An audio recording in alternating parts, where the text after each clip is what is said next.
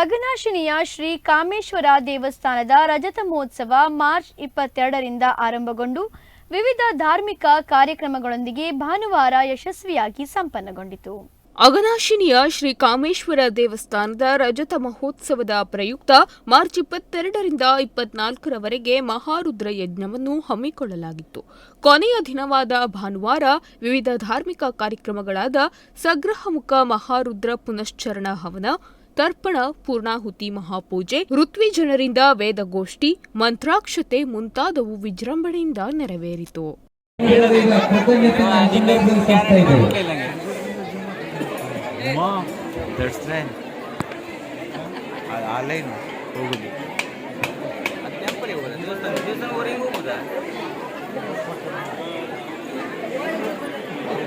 ಮಹಾಪೂಜೆಯ ಬಳಿಕ ಬಂದಂತಹ ಭಕ್ತಾದಿಗಳಿಗೆ ಸಾರ್ವತ್ರಿಕ ಅನ್ನ ಸಂತರ್ಪಣೆಯನ್ನು ಮಾಡಲಾಯಿತು. ಸಹಸ್ರಾರು ಭಕ್ತರು ಶ್ರೀದೇವರ ಪೂಜೆಯಲ್ಲಿ ಪಾಲ್ಗೊಂಡು ಅನ್ನಪ್ರಸಾದ ಸ್ವೀಕರಿಸಿ ದೇವರ ಕೃಪೆಗೆ ಪಾತ್ರರಾದರು.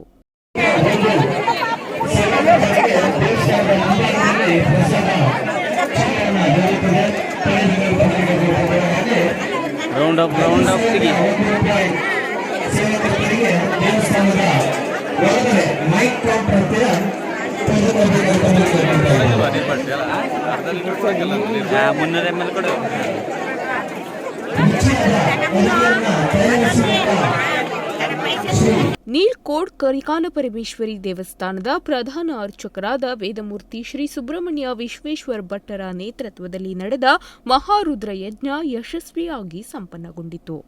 ವಿಶ್ವ ನುಡಿಸಿರಿ ನ್ಯೂಸ್ ಕುಮಟಾ.